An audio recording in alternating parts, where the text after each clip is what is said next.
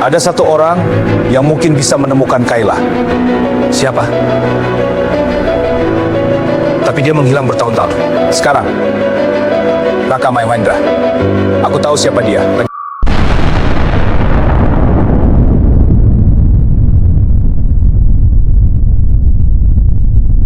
Malam menyelimuti kota metropolitan dengan cahaya, lampu gedung pencakar langit yang berkilauan. Jalan raya dipenuhi kendaraan, suara klakson bersahutan, dan layar iklan digital raksasa menampilkan wajah Arga Pratama. Di kota ini, nama Arga Pratama identik dengan kekuasaan, uang, dan kesuksesan. Sebagai CEO Pratama Dynamics, Arga dikenal sebagai pria visioner yang membangun kerajaan teknologi dalam waktu singkat. Semua orang mengenalnya, tapi hampir tak ada yang mengenal sisi lain hidupnya. Pagi hari di rumah megah keluarga Pratama, meja makan panjang dipenuhi hidangan mahal. Namun hanya satu orang yang duduk di sana. Kayla Pratama, gadis 14 tahun itu memandangi kursi kosong di ujung meja. Ayah pulang semalam, tanyanya pada pelayan. Maaf, Nona. Pak Arga langsung ke kantor dari bandara. Kayla menghela napas dan makan tanpa semangat. Di dinding, foto keluarga lama tergantung. Arga, istrinya, dan Kayla kecil yang tersenyum bahagia. Kini tinggal kenangan. Di ruang rapat lantai tertinggi gedung Pratama Dynamics, Arga sedang memimpin presentasi besar. Teleponnya bergetar, nama Kayla muncul. Ia hampir mengabaikannya, lalu mengangkat. Ayah, nanti jemput aku sendiri ya. Jangan kirim sopir lagi. Arga menatap jadwal padat di tablet. Beberapa detik hening. Ya, ayah jemput. Kayla tersenyum di seberang sana. Janji. Untuk pertama kalinya dalam berbulan-bulan, Arga membuat janji sebagai ayah. Sore hari, bel sekolah berbunyi. Murid-murid pulang satu persatu. Mobil orang tua datang silih berganti. Kayla berdiri sendiri di dekat gerbang sambil melihat jalan. Waktu berlalu, 15 menit, 30 menit. Halaman sekolah mulai sepi. Kayla mengecek ponselnya. Tidak ada pesan. Ia menatap langit dengan kecewa. Lalu sebuah sedan hitam berhenti. Sopir keluarga turun. Maaf, Nona. Pak Arga mendadak rapat. Wajah Kayla berubah dingin. Tentu saja, ia masuk ke mobil tanpa bicara. Mobil melaju meninggalkan sekolah. Di kejauhan, sebuah van hitam tua perlahan mengikuti. Dari dalam van, dua pria bertopi memantau sedan lewat kaca depan. Target bergerak, pastikan jalan sepi. Kayla di kursi belakang tak menyadari apapun. Ia memakai earphone sambil menatap keluar jendela. Sopir melihat spion, van itu masih di belakang. Di jalan yang relatif lengang, sebuah motor tiba-tiba memotong jalur sedan. Sopir mengerem keras. Van hitam menyalip dari samping dan berhenti melintang. Dua pria bertopeng keluar cepat. Apa ini? Teriak sopir. Kaca depan dipukul, pintu dibuka paksa. Kayla menjerit. Salah satu pria menyemprotkan cairan ke wajah sopir hingga pingsan. Yang lain menarik Kayla keluar. Lepaskan aku. Pintu van tertutup keras.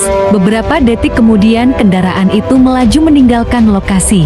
Sedan tertinggal sunyi di pinggir jalan. Di saat yang sama, Arga sedang menandatangani kesepakatan investasi bernilai besar. Seluruh direksi bertepuk tangan. Pintu ruang rapat terbuka mendadak. Asisten pribadinya masuk dengan wajah pucat. Pak, terjadi sesuatu? Arga kesal. Saya sedang rapat. Ini tentang Nona Kayla. Suasana seketika berubah. Arga berdiri. Ada apa? Mobil diserang.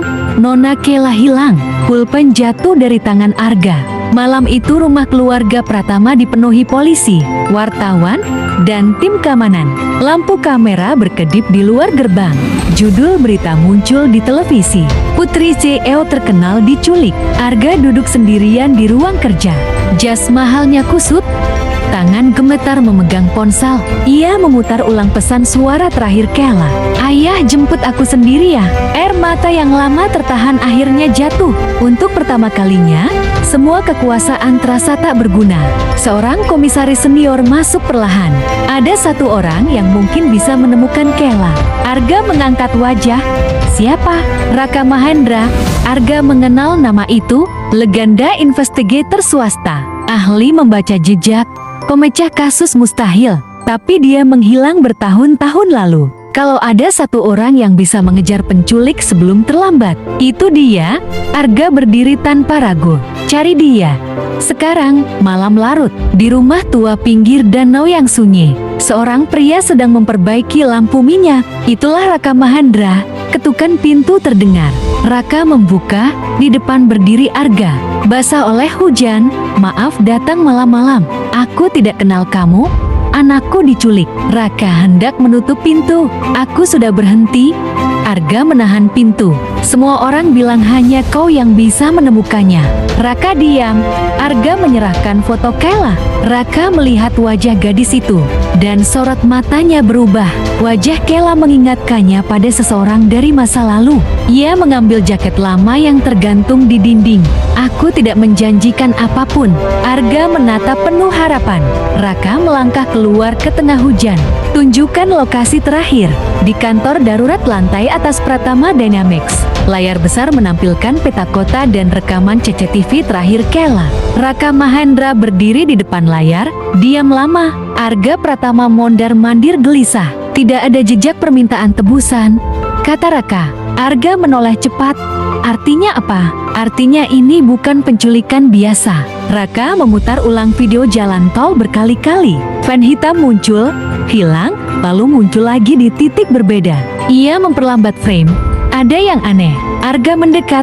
Apa? Ini bukan mengikuti secara acak. Mereka sudah tahu rute jemputnya. Raka menatap semua staf yang hadir. Siapa yang tahu jadwal penjemputan Kayla hari ini? Semua saling pandang. Daftar nama muncul di layar.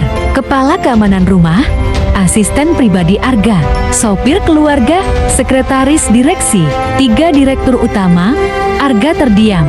Semua orang ini bisa bocor. Raka menjawab singkat, ya. Pintu ruang rapat terbuka. Dimas Surya masuk dengan wajah tegang. Ini sudah di luar kendali perusahaan, katanya. Raka menatapnya datar. Dan kamu siapa? Dimas menatap balik. Aku yang mengelola operasional perusahaan ini selama 8 tahun. Raka hanya menjawab, dan kamu juga orang yang terlalu banyak bicara. Tim keamanan menemukan sesuatu di mobil sopir yang disergap. Serpihan plastik merah kecil. Raka mengambilnya. Lampu belakang van lama, katanya pelan. Arga bertanya, apa artinya? Pelaku tidak memakai kendaraan baru. Mereka sengaja tidak ingin terlacak. Sebuah ponsel sekali pakai berdering.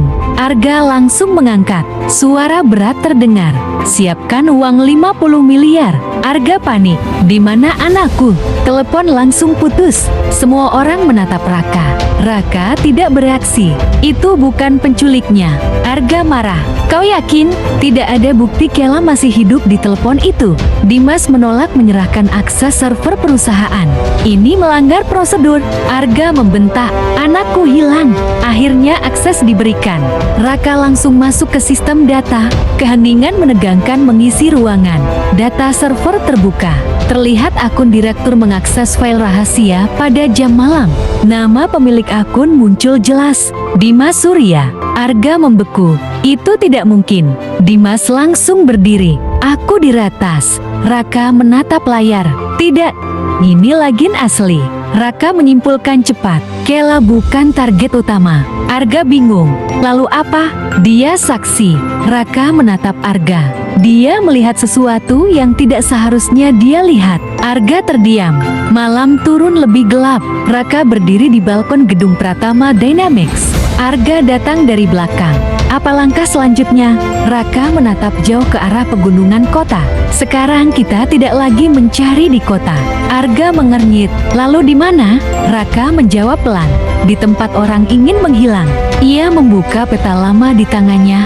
Sebuah lokasi terpencil di pegunungan perlahan ditandai merah. Dan kita sudah hampir terlambat untuk menyadarinya.